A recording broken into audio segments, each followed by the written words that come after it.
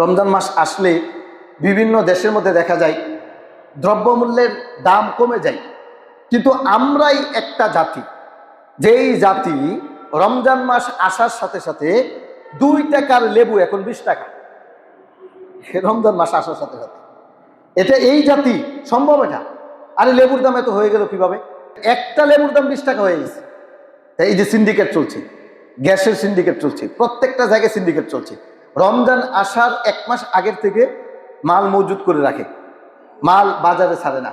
রমজান মাস আসলে দ্বিগুণ লাভে ব্যবসা করবে। এই যে সিন্ডিকেট করা, এটা ইসলামে নিষিদ্ধ, এটা ইসলামে হারাম। এ সম্পর্কে একটা হাদিস শুনেন। হাদিসের মধ্যে এসেছে, জারির ইবনে আব্দুল্লাহ রাদিয়াল্লাহু তাআলা আনহু তিনি বর্ণনা করতেছেন, লা ইয়ারহামুল্লাহু মান লা ইয়ারহামুন নাস। আল্লাহ তাআলা ওই ব্যক্তির প্রতি দয়া করেন না যেই ব্যক্তি মানুষের প্রতি দয়া করে না। এখন যারা সিন্ডিকেট করে তারা কি মানুষের প্রতি দয়াশীল? মানুষের প্রতি তারা দয়াশীল না, মানুষের প্রতি তারা জুলুমকারী। যারা সিন্ডিকেট করতেছে তারা প্রত্যেকটাই জালিম।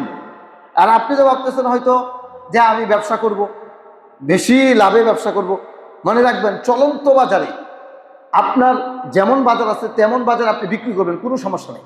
কিন্তু মাল স্টক করে রাখলেন, এরপরে বেশি লাভে আপনি বিক্রি করবেন, মাসকে মাস রেখে দিলেন, এরপরে আপনি এটা বিক্রি করবেন, জায়েজ নয়, আপনার জন্য হারাম। আর এই রমজান মাসে সবচেয়ে বেশি সিন্ডিকেট হয়। অথচ রমজান মাসে আমাদের জন্য উচিত ছিল প্রতিটা পণ্যের দাম কমিয়ে দেওয়া, যেন আমরা গরিব মানুষ যারা আছি আমরা যেন সহজভাবে সব কিছু নিতে পারি, এটার ব্যবস্থা করা। কিন্তু দেখেন এর উল্টা চলছে। আমরা রমজান মাসে সবচেয়ে বেশি ব্যবসা করার চেষ্টা ফিকির করি। আর বাঙালি জাতি এমন একটা জাতি, এরা যদি শুনে যে কিয়ামত শুরু হয়ে গেছে, তাহলে আমার মনে হয় যে কাফনের দাম বাড়ায় দেবে। এটা এই জাতি, বাঙালি জাতি, আস্তাগফিরুল্লাহ আযীম। অথচ রমজান মাসে আমাদের উচিত ছিল সহজলভ্যভাবে মানুষকে খাবার দাবার পৌঁছে দেওয়া, খেজুর যেগুলো প্রয়োজনীয়, নিত্য প্রয়োজনীয়, এইগুলো পৌঁছে দেওয়া। কিন্তু দেখেন আমাদের অবস্থাটা এর বিপরীত চলছে। না, এমনটা উচিত না। যে কোনো দেশ দেখবেন, শুধু বাংলাদেশ ব্যতীত যে কোনো দেশ দেখবেন, প্রত্যেকটা দেশেই দেখবেন যে যারা ব্যবসায়ী তারা রমজান উপলক্ষে 5% ছাড়, 10% ছাড়, এভাবে ছাড় দিয়ে দিয়েছে। আর বাংলাদেশের মধ্যে 50% বেশি, 70% বেশি ছাড়, তো দূরের কথা আরো বেশি। তো রমজানে সিন্ডিকেট করা যাবে না, এটা 1 নাম্বার। 2 নাম্বার, আমরা যে রোজা রাখি, এই রোজা রাখা অবস্থায় মিথ্যা, গীবত, পরনিন্দা, চুগলখড়ি এইগুলো থেকে নিজেকে বিরত রাখা। হাদিসের মধ্যে এসেছে, সহিহ বুখারীর 1903 নম্বর হাদিস, আন আবি হুরায়রা রাদিয়াল্লাহু তাআলা আনহু ক্বাল রাসূলুল্লাহ সাল্লাল্লাহু আলাইহি ওয়াসাল্লাম, মান লাম ইয়াদা ক্বাওলা যুর ওয়ালা আমালা বিহি ফালাইসা লিল্লাহি হাজাতুন ফি আইয়াদা তাআমাহু ওয়া শারাবাহু। যেই ব্যক্তি রোজা রাখার পরে মিথ্যা বর্জন করলো না, চুগলখড়ি বর্জন করলো না, রাসূল বলেছেন ওই ব্যক্তির খানাফিনা ছেড়ে দেওয়া, ওই ব্যক্তি রোজা রাখার আল্লাহর কোনো প্রয়োজন নেই। যেই ব্যক্তি রোজাও রাখলো, মিথ্যাও বললো, রোজাও রাখলো, চুগলখড়িও করলো, রোজাও রাখলো, মানুষের ক্ষতিও করলো, আল্লাহ রাসূল বলেছেন ফালাইসা লিল্লাহি হাজাতুন ফি আইয়াদা তাআমাহু ওয়া শারাবাহু। ওই ব্যক্তির খানা দানা ছেড়ে দেওয়া, পানি ছেড়ে দেওয়া আল্লাহর কোনো প্রয়োজন নেই। রোজা রাখা না রাখা ওই ব্যক্তির জন্য সমান। তাহলে আমরা যারা রোজা রাখার পরে মিথ্যা, গুজব, এরপরে বিভিন্ন গল্প গুজব করি, মনে রাখবেন এই যে সহিহ বুখারীর 1903 নম্বর হাদিস, আপনার এই রোজার 5 পয়সা দাম নেই আল্লাহর কাছে। সুতরাং রোজা রাখা অবস্থায় আমরা যেন মিথ্যা, এরপরে চুগলখড়ি, গীবত, পরনিন্দা এইগুলোর জন্য না করি, এগুলোর জন্য বর্জন করি। এই যে রোজা যে আমরা বলি, হাদিসের মধ্যে এবং কোরআনের মধ্যে আল্লাহ সুবহানাহু ওয়া তাআলা শব্দ উল্লেখ করেছেন সিয়াম। সিয়াম শব্দের অর্থ হচ্ছে বিরত থাকা, আর রোজা শব্দের অর্থ হচ্ছে উপবাস থাকা। কোরআন এবং হাদিসে সিয়াম শব্দটা এসেছে, সিয়াম মানে হচ্ছে বিরত থাকা। সুবে সাদেক থেকে শুরু করে সূর্য ডুবা অবধি যত ধরনের অন্যায়, অপকর্ম, গুনাহের কাজ থেকে বিরত থাকার নাম হচ্ছে সিয়াম। অশ্লীল কথাবার্তা, গালিগালাজ, যত ধরনের অন্যায়মূলক কাজ আছে, সমস্ত অন্যায় কাজ থেকে বিরত থাকার নাম হচ্ছে সিয়াম। আর উপবাস এটা সবাই থাকতে পারে। হিন্দু উপবাস থাকে, খ্রিস্টানরা উপবাস থাকে, ইহুদিরা উপবাস থাকে। অন্যায়মূলক কাজের সাথে জড়িত হবেন না। তো যেই দিন তারাবি প্রথম পড়ি, সেই দিন বলেছিলাম যে আপনাদেরকে, যেখানে 5 জন 7 জন একত্রিত বসে থাকেন সিয়াম রাখা অবস্থায়, সেখানে গিয়ে বসে থাকবেন না। বিশেষ করে রাজনীতির কোনো কথাই বলা যাবে না, রাজনীতির কোনো আলাপই করবেন না। এই কথা যখন বলছি, একজন বলছে হুজুর আমাদেরকে রাজনীতির কথা বলতে নিষেধ করে কেন? সে রাজনীতি করে না, আমরা রাজনীতি করি, আমরা রাজনীতির কথা বলবো। তা বলেন গিয়ে কে না করলো আপনি? তো আমার পক্ষ থেকে এটা উপদেশ যে আপনি রাজনীতির কোনো কথা বলবেন না।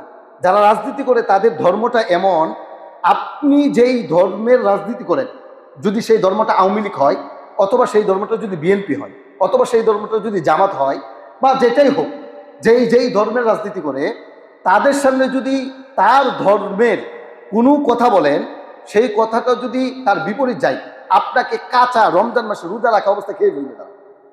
আমি কি ঠিক বলতেছি না ভুল বলতেছি? এমন অবস্থা, রোজা রাখতে থেকে কিছি পানি দিয়ে গিল ডালবো আপনাকে এইখানে, এমন একটা অবস্থা হয়। আপনাকে শুধু শুধু রমজান মাসে রোজা রাখা রাজনীতির কথা বলা দরকার কেন? এই সমস্ত কাজগুলো বর্জন করবেন, রাজনীতির কোনো কথার মধ্যেই যাবেন না।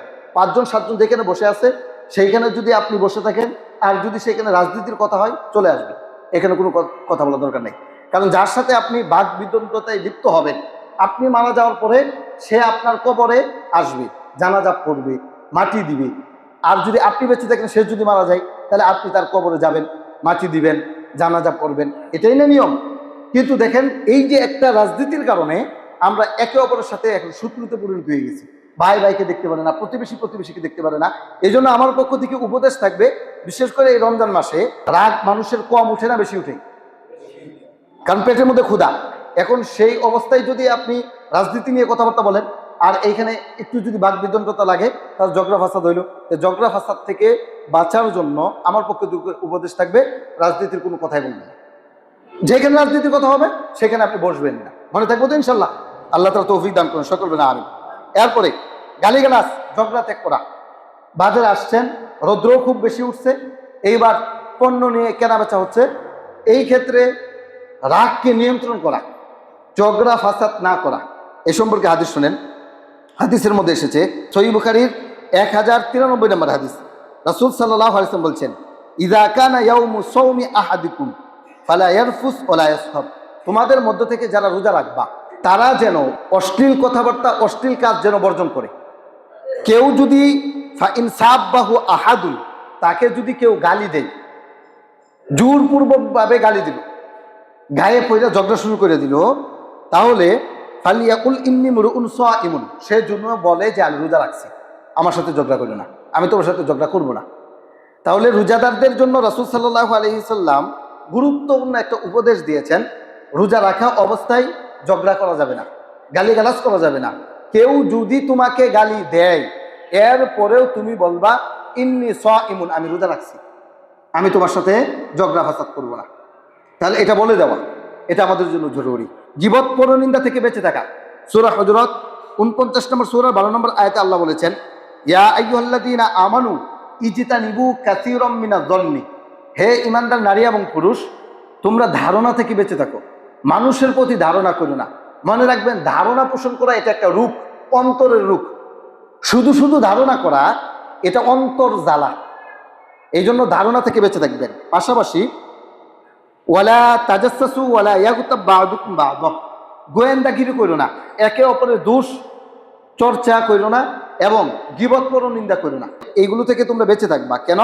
আইয়ুহিব্বু আহাদুকুম আইয়াকুলা লাহমা আখিহি মাইতান। আচ্ছা, তোমরা কি এমন পছন্দ করো, তোমার আপন ভাইয়ের গোশত খাওয়াকে তোমরা কি পছন্দ করো? ফাকারিহতুমুহু, না, তোমরা তো এটা অপছন্দ করো। তাহলে তোমরা যেই রকম ভাবে আপন ভাইয়ের গোশত খাওয়া অপছন্দ করো, জেনে রেখো গীবত করা এমন, আপন ভাইয়ের গোশত খাওয়া যেমন। তাহলে রমজান মাসে আমাদের কাজকর্ম তেমন একটা থাকে না, বসে থাকি, সময় কাটে না। এই জন্য 5জন 7জন একত্রিত বৈশা যেন আমরা গীবত না করি। এই গীবত থেকে আমরা বেঁচে থাকবো। আল্লাহ তাআলা তৌফিক দান করুন, সকলে না আমিন।